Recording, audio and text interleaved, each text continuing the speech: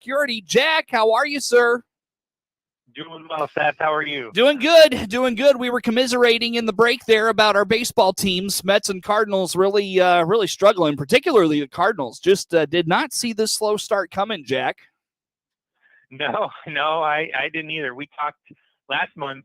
We were just at the very start of the season, and I was pretty confident they were going to turn it around. And I don't know. I guess maybe I'm naive. I still think that they could, but it's it's getting harder to ignore the results, right? I mean, at this point in the season, you kind of have to look at where you stand and maybe take a little moment to reevaluate what you thought this team was capable of. Yeah. Well, and they say just give it to Memorial Day weekend, because that, if you can just be, kind of head above water or right there, you feel good about the, getting into the warm summer months and dog days of summer and all those things. So, hopefully they can make a run here in May and, maybe get themselves at or close to 500 around Memorial Day and be off to the races from there for sure. So, and speaking of Memorial Day, Jack, let's start there here this morning as we transition to Social Security talk. You and I could probably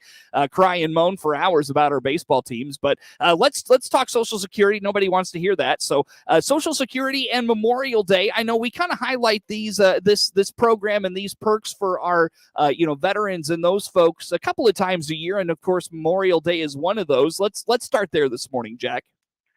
Yeah, Seth. Obviously, in the month of May, our nation celebrates Memorial Day to honor military service members who have given their lives for our country. And so that's a point in time where we like to talk about some of these things. We touch on them on Veterans Day. It's really important to think about these programs year round. So, not just these 2 times per year, but it's just a good reminder to bring it up and to talk on the program about these things. When we think about Memorial Day specifically, I think we want to make sure at Social Security that we're reminding families who have lost loved ones that Social Security benefits may be payable to surviving family members, and this would include spouses and children. So to learn more about that, you want to go to our website at ssa.gov/survivors and see what you can find out about those survivor benefits that might be payable. And then some of the other stuff that we like to talk about and let people know about with regard to disability and veterans isn't so much geared towards Memorial Day, because this is more geared towards our wounded warriors, people who were in service and became disabled. We have ways that we can, I guess, try to just expedite your disability claims. There are a couple different things that we can do, or a couple different ways we can expedite disability claims. One of them is called our Wounded Warrior Initiative, and it's available if you became disabled while on active military service on or after October 1st of 2001. And then the other is if you have a VA compensation rating of 100% permanent and total. So even though Social Security disability and VA disability are different programs, if the VA has found that you have that 100% permanent and total rating, tell us that when you file for disability through Social Security, and that's a way we can expedite your claim. So in either of those circumstances, Seth, what we're doing there is we're just really trying to move those disability claims up. We still have to make our own decision, but we're trying to move those disability claims up and just get a faster decision in those cases. And really, it just boils down to gratitude for your service. That's the reason why we do that, is as a thank you for the sacrifices that these men and women have made, and try to do something to give back there. No doubt. Again, where do folks go to learn about that program, Jack? So we've got a specific part of our website dedicated to that. So if you want to go to ssa.gov/wounded warriors, you can read about those initiatives and how we can expedite the disability claims. You can also just get a little information about our programs. Sometimes it's not an easy choice to apply for Social Security disability, and you're not sure if it's something that you should or want to do. So you can start there and just read up a little bit, learn a little bit about it. Or as often is the case, maybe you're looking at that for someone in your life who's dealing with this. So you could look at that information and then talk to that individual about it. So that's a great thing to do. Another thing that I would look at while you're on the website is go to our publication section. And there's a filter box. If you just type veterans in there, then you'll find several things. But one of the fact sheets that I like is called Social Security Disability and Veterans Affairs Disability. How do they compare? Because not everybody realizes that VA benefits are different from Social Security benefits. And so this fact sheet will kind of help you, see how they compare, how they're different. And then also, it's important to know that if you're disabled and you're applying for one, maybe you should consider applying for the Social Security disability as well, because again, they are different programs. And if you want to apply or potentially receive both, applications must be applied for each program. Very good. Very good. Jack Myers, Social Security, my guest on the phone here for this morning. Jack, let's transition to My Social Security. This is probably going to take up the rest of our time together just in terms of what we'll be talking about. Let's just start with signing up for a My Social Security account, what we need to know, and we'll transition to some other talking points that branch off from that. So how about just signing up for a My Social Security account? Yeah, so, we talk a lot about that, Seth, how when you go to SSA.gov and you look for the My Account, basically we've got all kinds of good information on our Social Security website at SSA.gov.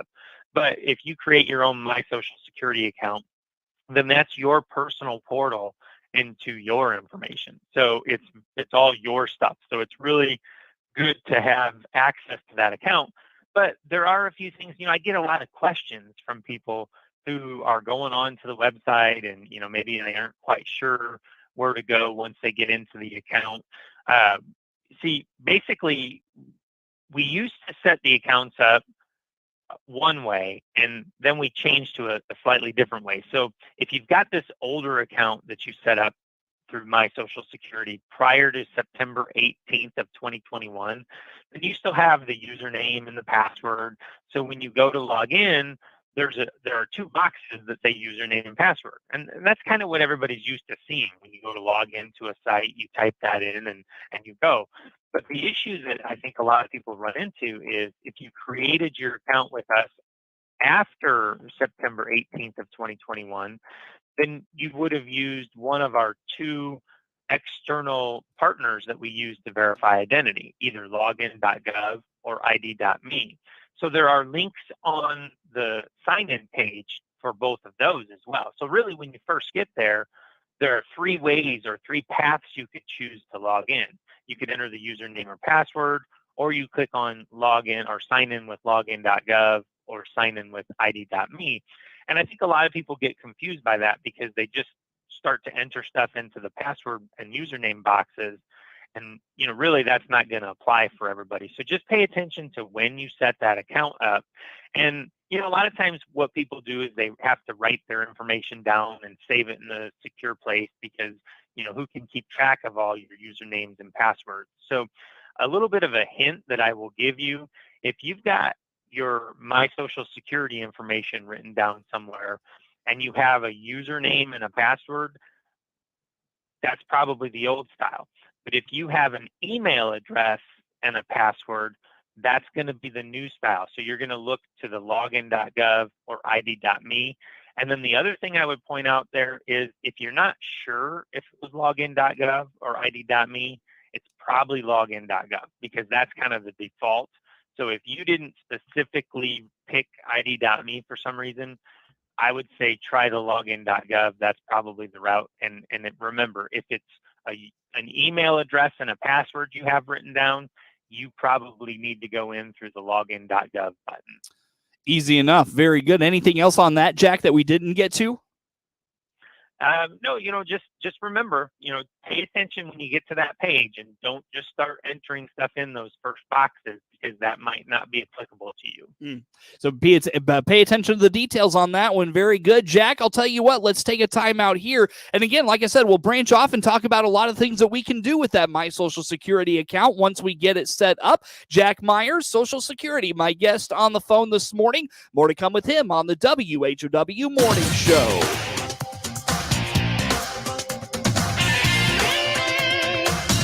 WHOW.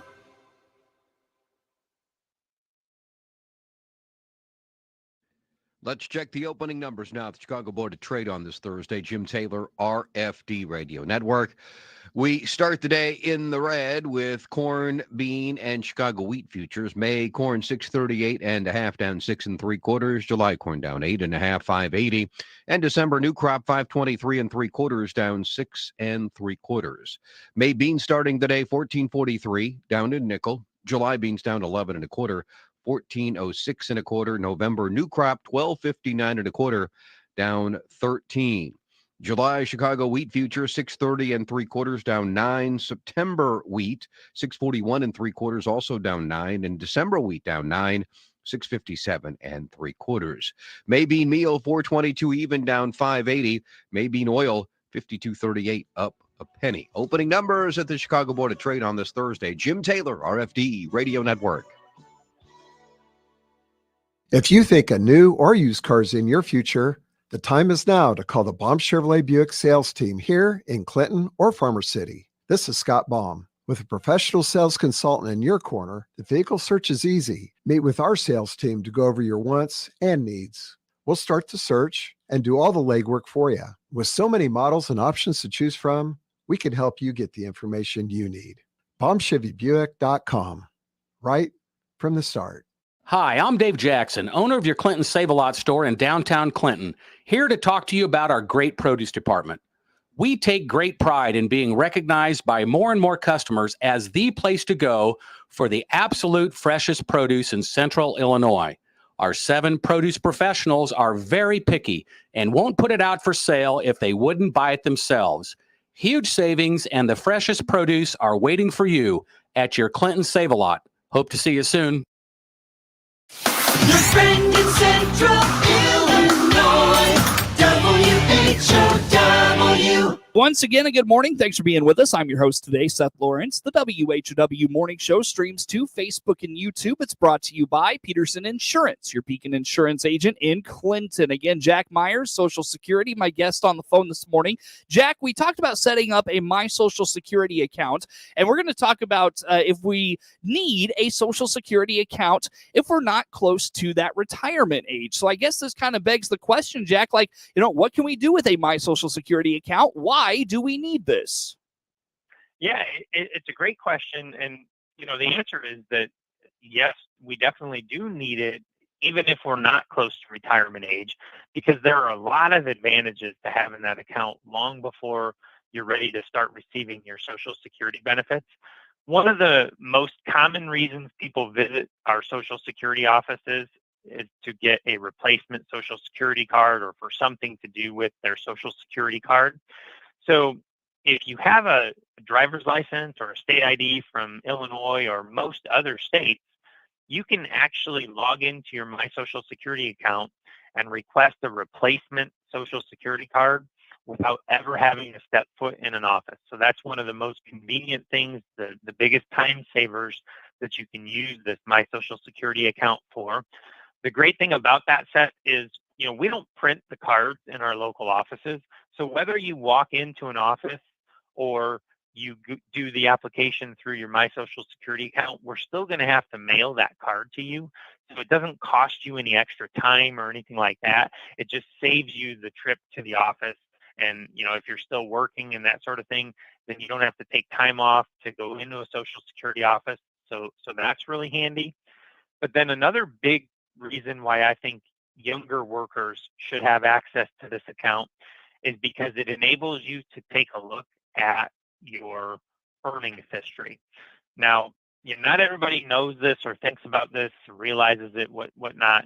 But basically, when the time comes for you to collect benefits from Social Security, the earnings that have been reported to us through the years, the work that you've done and the Social Security taxes that you've paid are critical to your monthly benefit amount. That is exactly what we use to calculate what your monthly benefit from Social Security will be.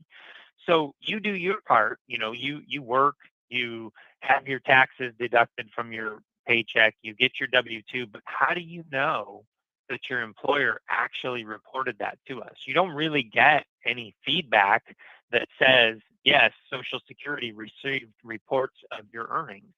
So the way that you do that is you log into your My Social Security account and you look at your earnings history and you see those earnings posted there. Now, don't be too concerned if today on May 4th you log in and you don't see 2022 yet, because it takes us a while to process all the wage reports.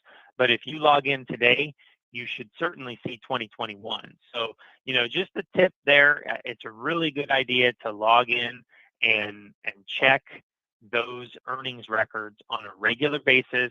You might want to do it once this time of year, once later in the year, just to make sure that last year's got posted if they weren't yet at this point. But it's a really good way to stay proactive and make sure that you're getting credit for all those taxes that you're paying, so that one day you'll get the Social Security benefit that you have coming to you. Very good. Very good. What are some other things we can do with that account, Jack? Well, there are lots of things you can do, but when you ultimately go to apply for your benefits, we're going to require you to log into your My Social Security account as part of that online application process, if you choose to go that route with the application. So having the account already set up is going to put you one step ahead that way. When you're looking at the earnings, another reason why it's important to check that earnings record is because if there is a problem and your wages don't show up for a particular year, it's very easy for us to fix if you have the W-2 or the self-employment tax return that shows you paid taxes, or that you filed the self-employment tax return. So if you find out about it now while you still have those tax forms, you just get those to us and we'll get it updated for you. But the problem is, if you find out about it 20, 25 years from now and you've purged some of those older tax records, then it becomes a lot harder to adjust that for you. So timing is everything there, and having a look at that earnings record will just help you immensely when it comes to getting that corrected if need be. For sure. For sure. Very good. Anything else we should know about a My Social Security account, Jack?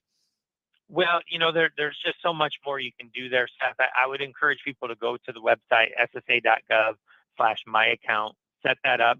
Once you start to collect your benefits, then it just opens up a whole other host of things you can do. You can get replacement 1099s for tax purposes when the time comes. You can change address, phone number, direct deposit, get letters showing how much you get. So there's a lot you can do with that My Social Security account. But it's just, I think the point today I wanted to make is that it is something that younger workers should do as well, even if you're a long way away from signing up for Social Security retirement benefits. So the benefit is there for sure to be a part of that. Again, Jack, the place for questions answered, things of that nature on the My Social Security account. Yeah, so go to ssa.gov. That's the main page. Then if you want to go specifically to the account, go to ssa.gov/myaccount, or give us a call at 800-772-1213. Jack, what keeps you busy? What are folks asking you about these days? Oh, we get a lot of questions about, just about everything. People inquiring about their benefits, trying to learn when they can file for retirement, that sort of thing. We get a lot of questions about the website and, what they can do there. So, we're always busy. No shortage of phone calls here at the offices, but it is, I guess, important to note that, people can walk into offices. So if you have a question, you can walk into your local office. We've got the field office locator on the website, so ssa.gov/locator. We do try to encourage people to call us or use the website first at ssa.gov. I think that those are more efficient ways for you to handle business with us. But if that's not going to work for you, or if it's not getting you anywhere, then by all means, feel free to head into an office. We're open 9 a.m. to 4 p.m. Monday through Friday, except for federal holidays. But yeah, we're always busy, always getting lots of questions about whether it's Social Security, disability, SSI, supplemental security income benefits that we also administer through our offices. So lots of good info. Check us out, ssa.gov, for more. Jack, hopefully the next time you and I chat, the Cardinals and Mets are in a better position, and we're in a better spot, at least from our baseball team's perspectives. But it's always good to talk to you, sir. Thanks for making time for us. Jack Myers, Social Security, my guest on the phone for this morning. The morning show streams to Facebook and YouTube, brought to you by Peterson Insurance, your Pekin Insurance agent in Clinton. Network News is next. WHOW. The Big 1520 WHOW Clinton, 92.3 FM, W222 BG Clinton, 106.5 FM.